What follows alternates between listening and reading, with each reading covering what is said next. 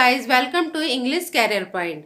इससे पहले की क्लास में हमने सीखा था कि जब हम एक अनजान व्यक्ति से मिलते हैं तो हमने उससे बातचीत करी, आपस में हमने उससे कुछ कहा, उसने हमसे कुछ कहा।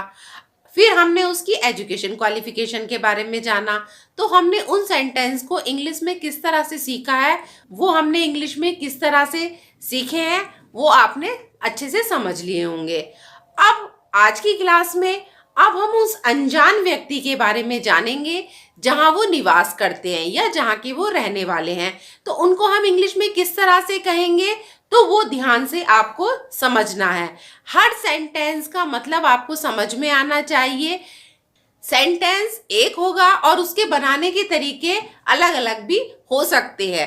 तो आप ध्यान देना कि सेंटेंस में किस तरह से बताया गया है। और जिन्होंने अभी तक चैनल को सब्सक्राइब नहीं किया है तो जल्दी से जाइए, चैनल को सब्सक्राइब कीजिए और ऑल पे बटन दबाना मत भूलिए। अगर आपको वीडियो अच्छी लगी है तो लाइक जरूर करके जाना। अगर वीडियो में कोई प्रॉब्लम है तो कमेंट्स करके जरूर बताना। तो चलिए वीडियो को स्टार्ट करते हैं। तो देखिए सेंटेंस को। जब आप सामने वाले से प्रश्न करेंगे तो आप कहेंगे वेयर डू यू लिव। आप कहाँ रहते हैं? Where do you live. आप इसे इस तरह से भी कह सकते हैं, वेयर आर यू लिविंग। तुम कहाँ रह रहे हो? Where are you living. I live in Dehradun. मैं देहरादून में रहती हूँ या रहता हूँ। तो अगर फीमेल है तो रहती हूँ, मेल है तो रहता हूँ। आई लिव इन देहरादून। आप देहरादून की जगह अदर सिटी का नाम भी डाल सकते हैं जहाँ पे आप रहते हैं। I M living in Dehradun. आप इसे इस तरह से भी बोल सकते हैं, मैं देहरादून में रह रहा हूँ या रह रही हूँ। I M living in Dehradun. बस ध्यान रखना, मेल और फीमेल का ध्यान रखना है आपको। मेल है तो रहा हूं और फीमेल है तो रही हूं। Where is your residence. तुम्हारा घर कहाँ है? Where is your residence. Residence मतलब निवास स्थान, जहां आप रहते हैं, तो उसको बोलेंगे रेजिडेंस। आप जिस भी सिटी में रह रहे हैं, जिस भी विलेज में रह रहे हैं, आप वो नाम यहाँ मेंशन कर सकते हैं। I am residing in Dehradun. मैं देहरादून में रहता हूँ या रहती हूँ। I am residing in Dehradun. Residing का मीन्स होता है रहने वाले। Where are you from. आप कहाँ से हैं? Where are you from.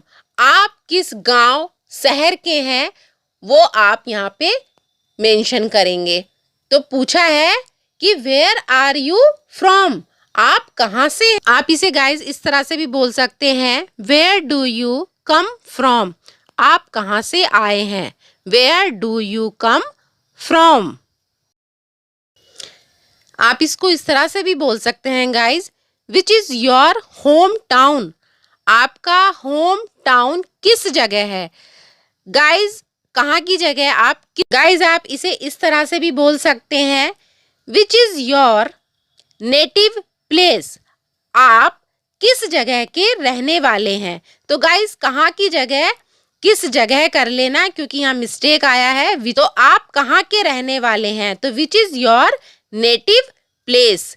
Native means होता है जहाँ के आप मूल निवासी हैं। My home town is Dehradun.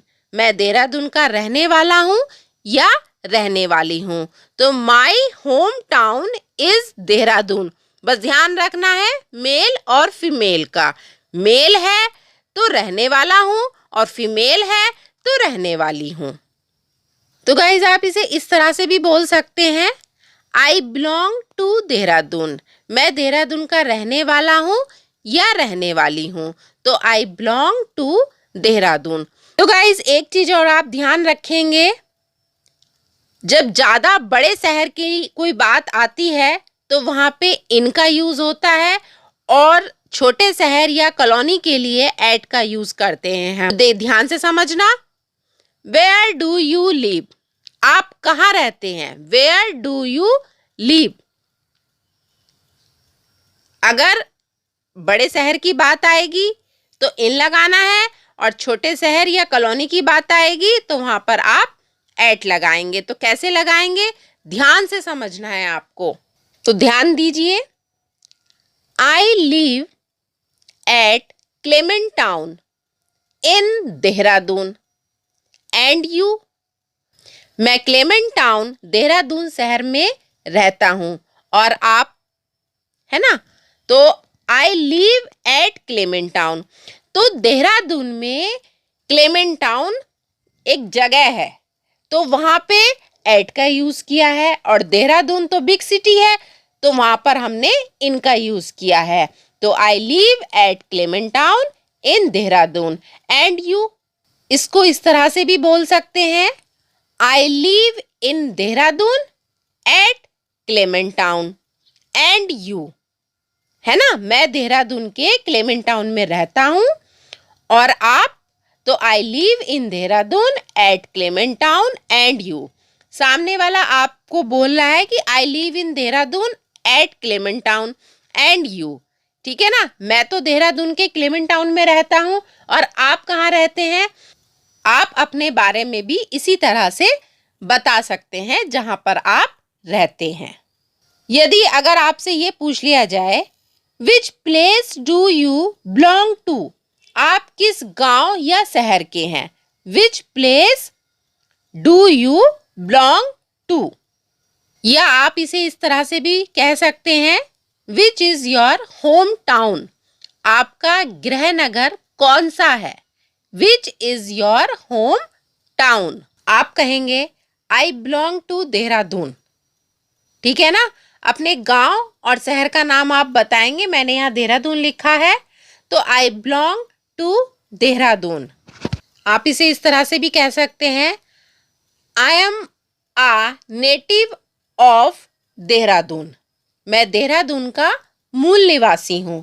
तो I am a native of Dehradun. अगर कोई आपसे पूछे where do you belong to, आप कहाँ के निवासी हैं, where do you belong to, तो आप रिप्लाई कर सकते हैं, आई बिलोंग टू देहरादून, ठीक है ना। आप ये बोल सकते हैं।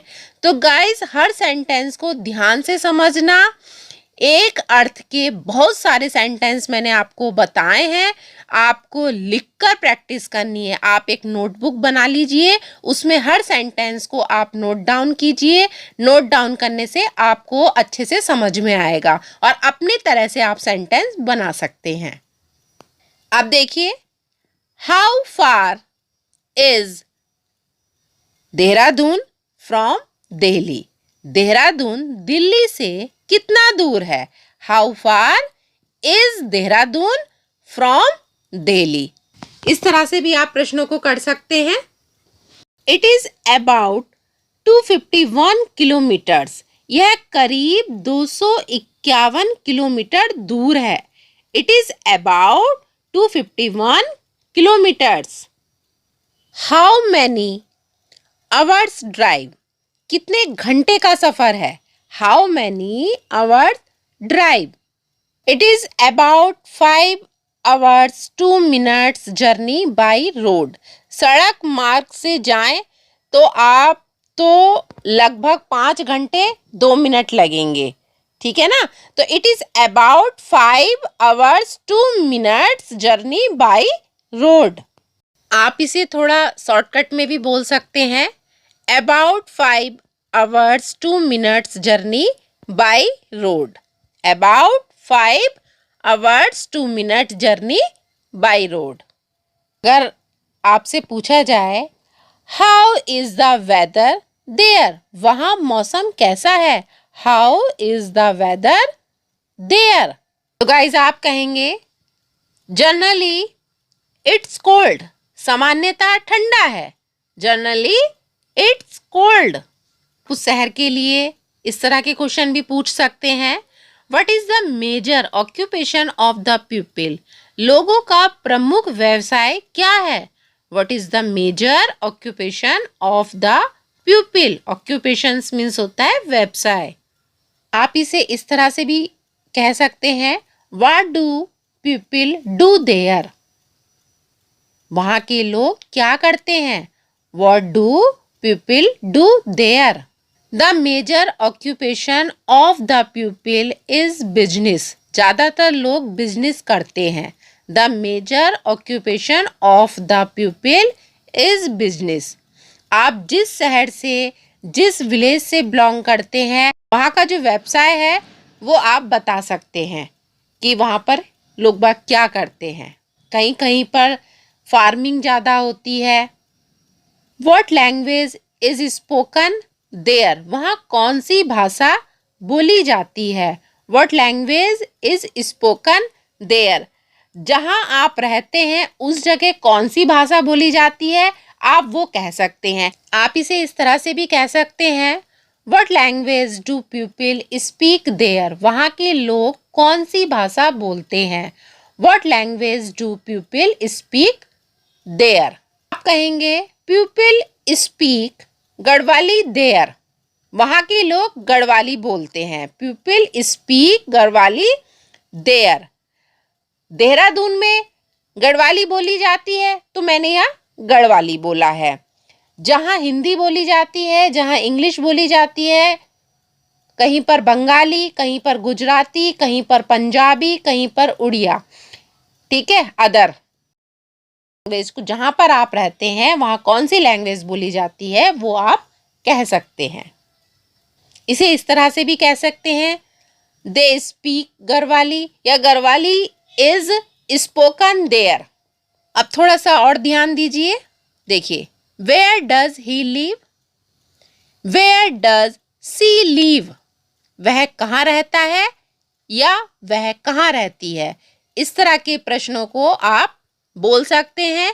जहाँ मेल होगा वेयर डज ही लिव और जहाँ फीमेल होगा वेयर डज सी लिव.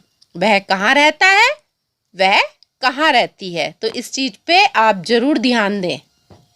देखिए, वेयर डू दे लिव, वे कहाँ रहते हैं, वेयर डू दे लिव. इस तरह कोई किसी के बारे में हमसे सवाल करेगा तो आप इस तरह से कहेंगे, where do they live. He lives at Clement Town in Dehradun. वह देहरादून में क्लेमेंट टाउन में रहता है. He lives at Clement Town in Dehradun.